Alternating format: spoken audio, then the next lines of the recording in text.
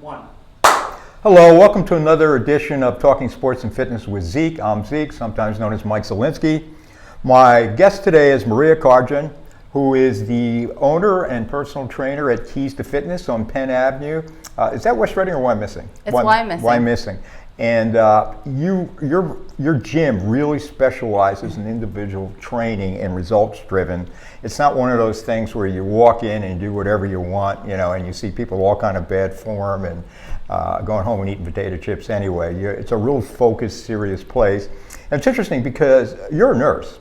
Yes. And you were a full-time nurse for many years, but you've always had this passion for training.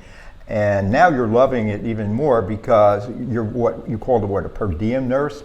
So you only do it some of the time because you're focused on training. Exactly. So tell us a little bit about, by the way, you're nursing, and what kind of nurse were you? Critical care at St. Joe's. So you saw a lot of people messed up. Did that have any inspiration for you getting into the fitness business at all or not? Definitely. I mean, I love helping people, but I think that exercise is more of a preventative medicine. Right. So I pretty much get to help people still, but on the other end of the spectrum before they end up in the hospital. More fun end of the spectrum. Exactly, yes. Now, so anyway, people just don't walk in. You have a lot of individual trainers. Yes. And they customize each program for a person because I believe you say no two bodies are alike. Exactly, yes. So based off of whatever our clients' goals are, then we develop a program for them. Everybody has different goals. Some people want to lose body fat, some people want to build muscle. Some we have that are in sports that want to work on speed and agility. So we just try to improve them on whatever goals they have. Now, you have various type of trainers who all have different specialties. Like your specialty is aerobics, right, for the most part? Well, no, we actually all... No, I mean you personally. Me personally, I specialize in the resistance training aspect of it. Okay. But I mean, we guide our clients with their diet, their cardiovascular statuses, so we improve their endurance, their conditioning, but also want to make sure that they're building muscle, eating properly, things like that. So we kind of try to cover all ends of the spectrum. What do you think distinguishes your gym from many other gyms? Because you do have kind of like a specialized gym. Right. Well, it's personalized. I mean, when you come in, everybody's working with somebody. They're working towards goals. It's a smaller facility. People get to know each other a little better. So, when you walk into a big gym, it can be very intimidating. And I think that my facility offers like a friendlier atmosphere, and it's less intimidating, really. What's the breakdown between serious athletes or people just trying to lose weight, or do you run the gamut? The difference between just an ordinary person? Yeah, I mean, you have my question is how many average people come in, or do you have people who really want to be, improve their athletic performance? Well, a majority of the people that come in are looking to lose weight. That is the biggest population of my clients. We have smaller amounts of people that are looking, to get more agility or speed with sports. But we also have a large amount of people that don't really need to lose weight, but would like to tone, sculpt, shape their body, and just need that guidance to know how to do it properly, and not be wasting their time in the gym and not, getting any type of results from it. You also do nutritional training too, yes, right? We do nutritional counseling. And you also have a thing, is this for that next level training and the K2 Fit boot camp training? Tell us a little bit about those. Right, well, they sound a little hardcore, those latter two. It sounds like it, but it's actually for all different fitness levels. We can always moderate an exercise so that we can have any fitness level do it. But the boot camps are structured for people who are looking for a more economic way of working with a personal trainer. So they can come in and the class will be structured as if they were with a trainer, but it's in a group setting. So they will work on different body parts on certain days. We'll have a leg day, we'll have a chest, shoulders, triceps day, we'll have a back and biceps day, and then we also have a boxing boot camp class, which is that becoming more popular? That is our most popular class. Is it really? Yeah, and we actually have a professional boxer that comes in and he helps us run the class. Shaquem Hodge. Okay. I think he's had like 4 professional fights now. Okay. So he just comes in and he helps out. He loves to give back and help people, learn the sport that he, is doing so well in. So resistance training, that's kind of your specialty now. Right. Is it that myth has been dispelled many years ago that weightlifting makes women too muscular? Right.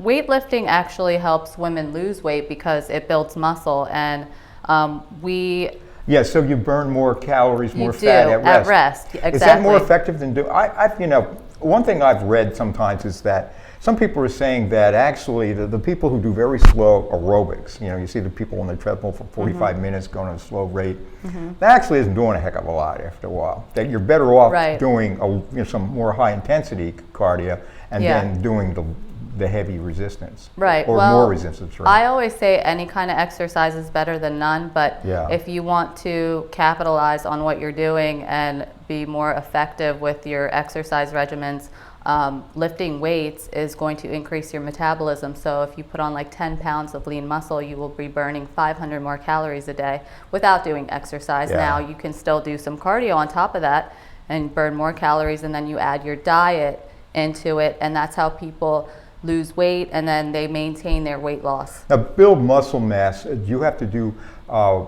lower reps, higher weights, or you start with, you're training, on a given day, you crank out a few more reps and then get heavier as you pyramid up?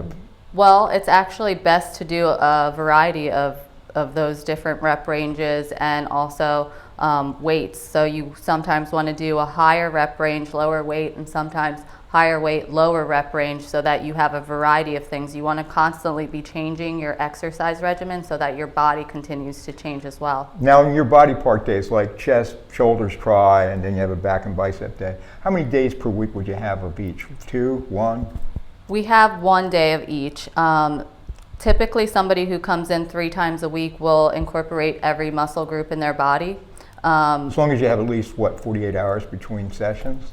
Well, no, you can work out days in a row because you're not going to work on that same muscle group the next day. But I was referring to like when people come and do all their body parts, you wouldn't do that 2 days in a row. No, you shouldn't do that because you need to tear allow it down, about actually, 48 hours to sometimes even longer, 72 or a week, depending on how sore your muscles are. You have to let them rest and recover.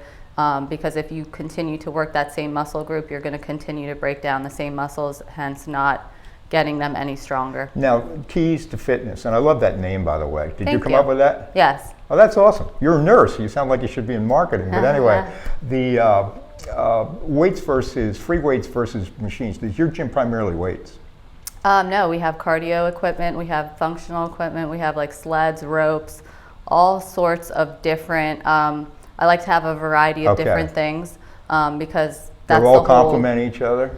Right, yeah. We integrate like high intensity interval training with the resistance training and also the cardio.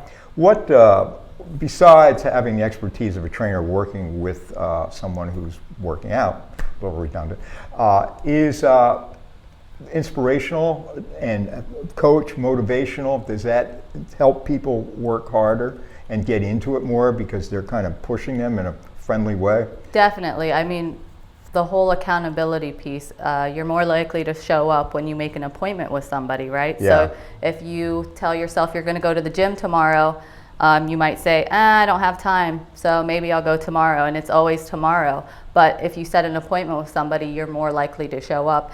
And then when you are at the session, just having somebody watching you and saying 2 more reps, and you wouldn't have done it probably on your own. Yeah, and I also think it probably transcends that because you're less likely to eat crummy at home, right? Right, yeah, because your trainer's going to say, what'd you eat? And then we're going to say, let's measure you and weigh you and check your body fat and see, because a lot of times it comes down to the diet aspect of it. You cannot train a bad diet. So if you're eating poorly, you're not going to see those kind of results, because I know you're coming into the gym and working out, but I'm not seeing that you're reaching your goals. So what's wrong then? It's what you're doing outside of the gym. So we try to guide people in the right direction then. Now, over the years, have any of your former critical care patients become clients of your gym? Not that I recall, no. Okay. Because that would be Maybe cool. one day, that though. would be cool, you know, because Yeah. show that they've kind of come full circle. Yeah. Right, yeah. Well, hey, you're still helping people, whatever field you're in. Exactly. And thank you for sharing your story here with us. Definitely. Best of luck. By the way, you've been open for a few years now, Yep, right? since 2012. And things are going well? They're going great. All right. Okay, Keys to Fitness, Penn Avenue, and Why I'm Missing. Again, this is Talking Sports and Fitness with Zeke. Please don't forget to like us on Facebook, and please subscribe to the People Chronicles channel on YouTube. Take care.